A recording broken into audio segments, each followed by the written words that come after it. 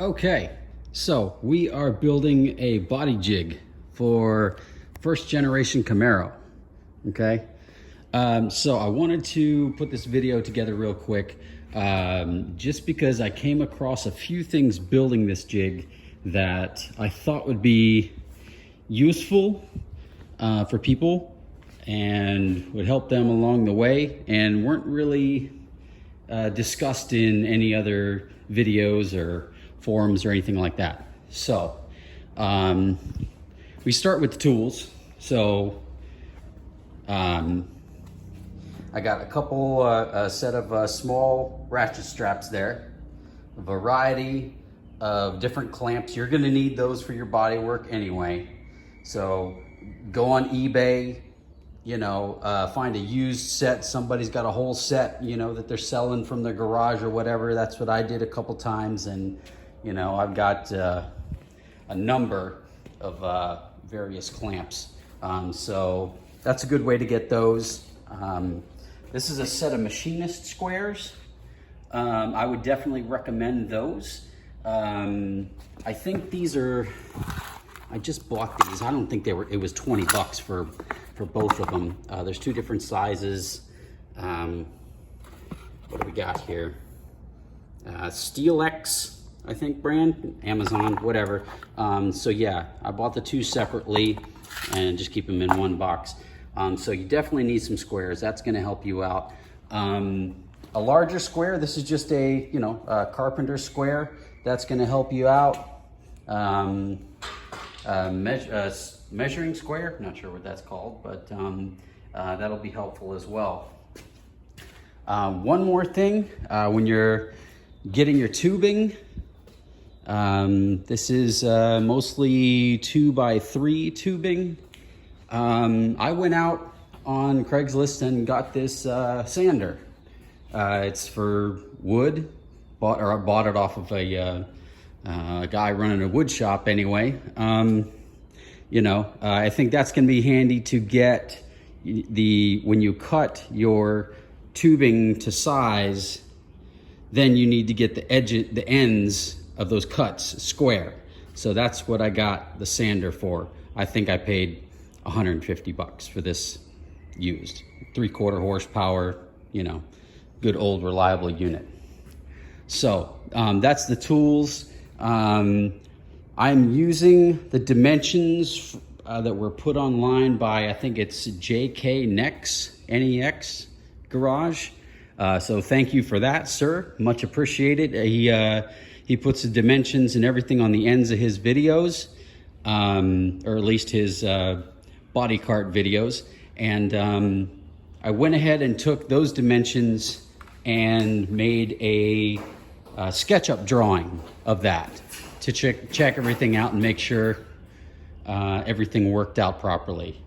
So yeah, I think that's a pretty good start right there. And let's get into setting up some of these various uprights and how to measure. So the first thing I would do is build your outer square or rectangle. Build the whole thing and use the diagonals to make sure it's square.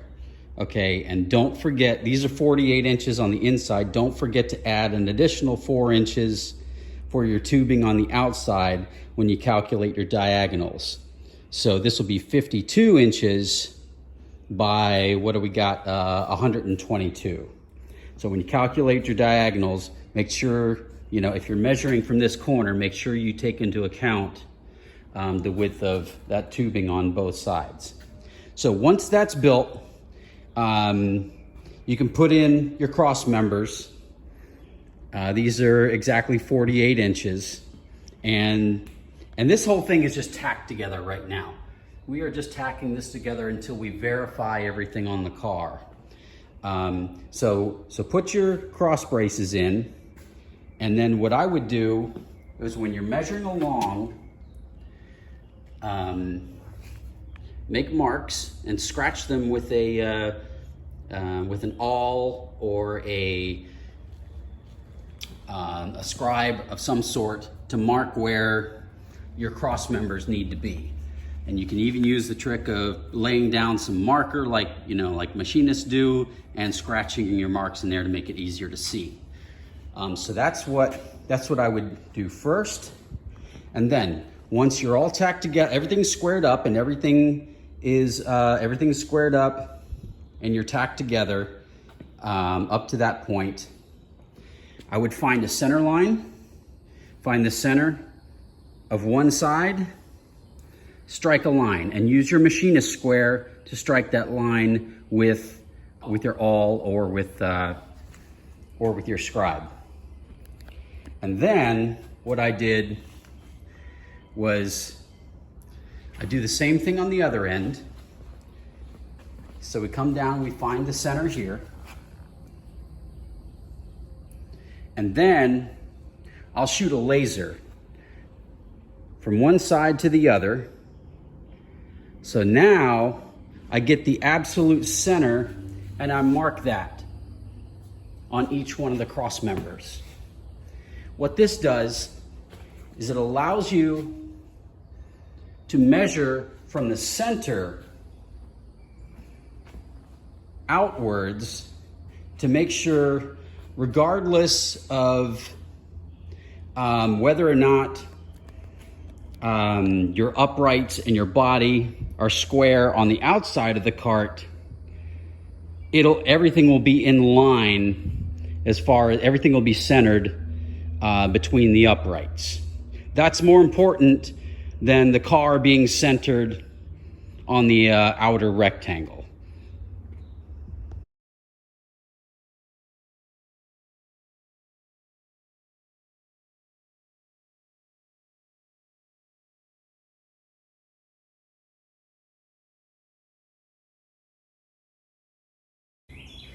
So let's look at how to set up the uprights. This will be the front end of the car here.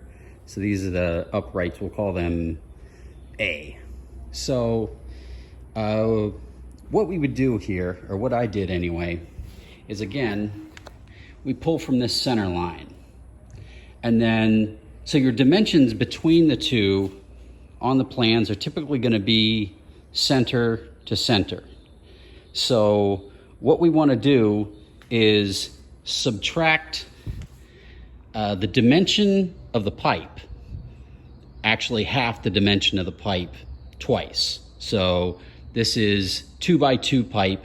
So we're going to take the dimension, the center dimension between the two, and subtract 2 inches.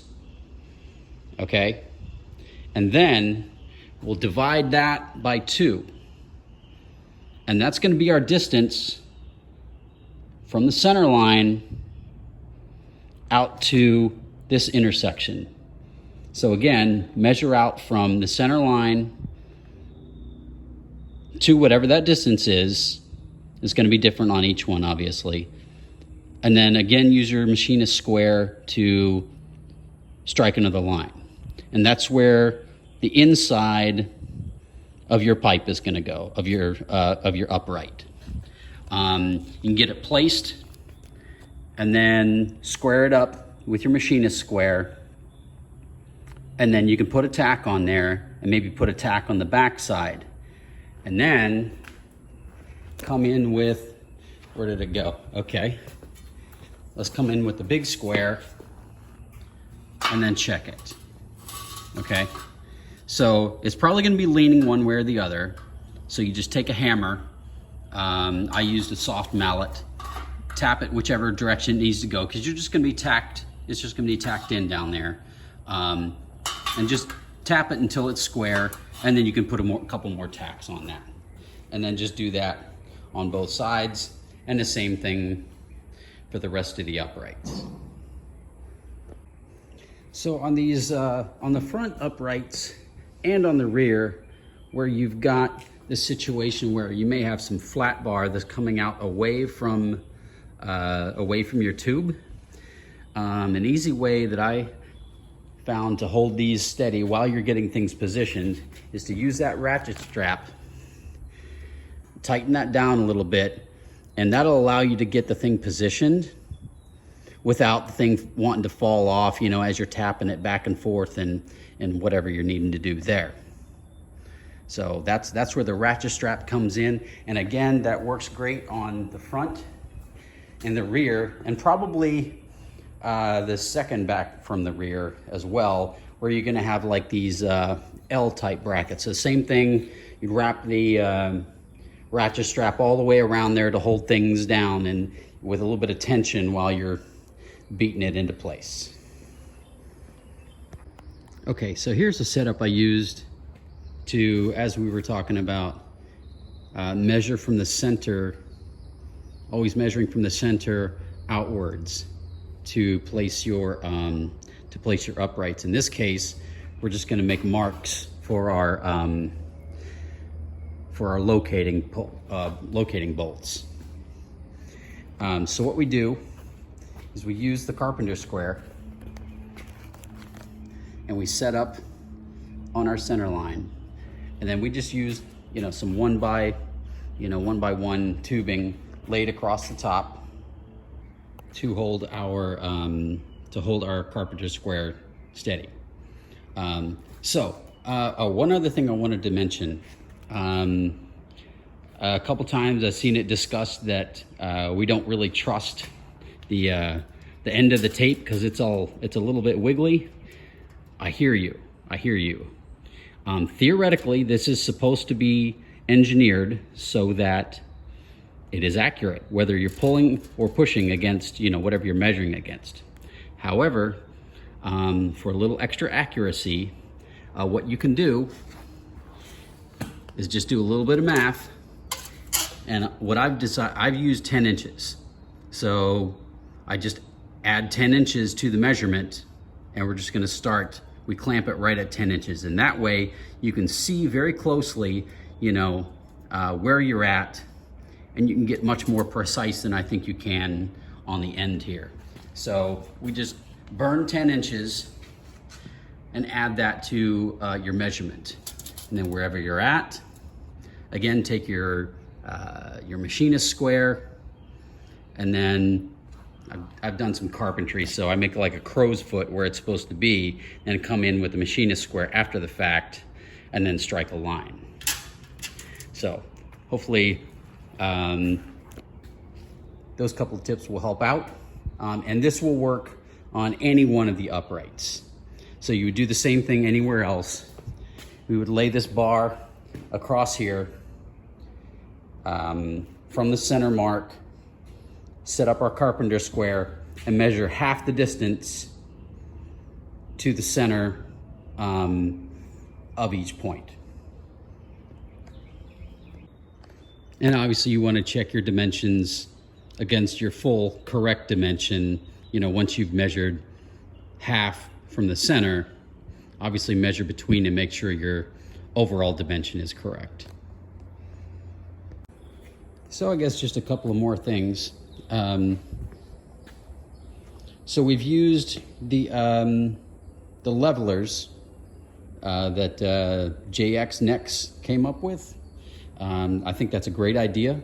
We just use threaded rods and some couplers welded on. That works great. I decided to only use 6. I think he had 8 on his plan. I didn't see the need for an extra set, because I think what it will do is we can set the center set. We can level on this cross beam here, or actually right on the outside. That'd be even better. Between the levelers, level that, and then level the 4 corners side to side. I think that'll work out pretty good, because I think the more levelers you have, I think the more complicated it's going to be to make sure you're level with all. That would have been 8 of them. So that's one thing we did that worked. I think that's going to work pretty well. I did get the Harbor Freight casters as suggested, so that was a good idea. One mistake I did make sure when you weld the couplers on, you are below the tube, because if you're not going to be able to have as much travel in the adjustment. So make sure the bottom of the coupler is below that tube. I've got mine at about, I don't know, 1/4 of an inch below or something like that. So I had to break them all off and move them when I realized I had just put them in the center of the tube, not even thinking. And so watch out for that. Also, I think a lot of the plans have specified 1/8" thickness tube.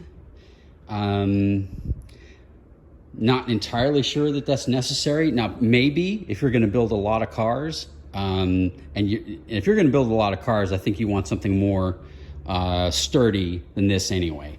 I went with a suggestion of the 14 gauge, again, at the suggestion of JX Nex Garage. Again, thank you, sir. So we'll see how that works out. So this turned out to be, I think, about, I want to say, about $400 in steel, maybe a little bit more. One thing I wasn't sure about his plans, he had a bunch of different thicknesses of steel for the various riser caps. I think the deal there might be that might just have been stuff he had lying around. So if you want to use the same thickness for each riser cap, I think that would be fine.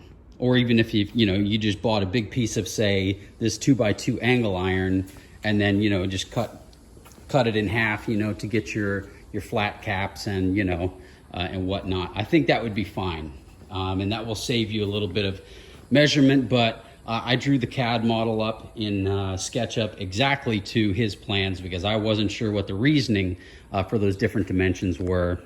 So I did it exactly as he did, ordered the same steel that he used. But like I said, I think he just used whatever he had on hand and gave you the plans to use that. But I think as long as your overall height dimensions are consistent with the plans, to the factory specifications, I think you can go ahead and simplify things and use the same thickness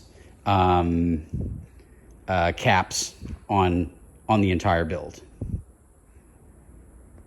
So I think last couple notes here. I don't think I'm going to put these uprights and these uprights in until I've verified everything with the car. One of the reasons is that I have replaced, when I was a teenager, we replaced the floor in this car, and I'm fairly certain it is not at the correct height. So I'm not going to set these up until, again, I know how well the car fits on the jig. The reason I'm going to wait on this one is that got a little bit of stuff going on with the car. I'm not aware of any accident history, but I've got some rusted out frame rails and whatnot here. So I'm going to get the thing resting on the frame jig, and then I'll fabricate the uprights, put them in there with a mind to verify that it works with the car. So I don't want to say I'm going to make those to fit, but kind of. I just want to verify, that the factory dimensions are going to, at least the dimensions that I have, are going to work with the car. And one last thing. In the plans that JK Nex Garage provided, again, thank you very much for that. That's much appreciated. I think he has suggested to use 5/8 rod for upright C and A, where you hit the factory reference points. And he mentioned that he had to shave those rods down a little bit. That's true. So the 5/8 rod is not going to fit in the factory reference holes in the car. So I have ordered some 9/16 rod, which I think is going to fit. And I'm going to swap that out for the 5/8 rod and see how that works. It hasn't arrived yet, but I'm gonna check. It's supposed to arrive today, so I'm gonna check that. And if that 9/16 rod will fit nicely into the factory reference holes, then that's what we're gonna use instead of 5/8. Okay, I think that about wraps up everything I wanted to mention for now. If I think of anything else, we'll make another video. So thanks everybody. We'll talk to you later.